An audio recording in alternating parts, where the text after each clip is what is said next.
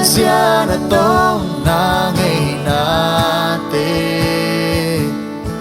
kê hong hiling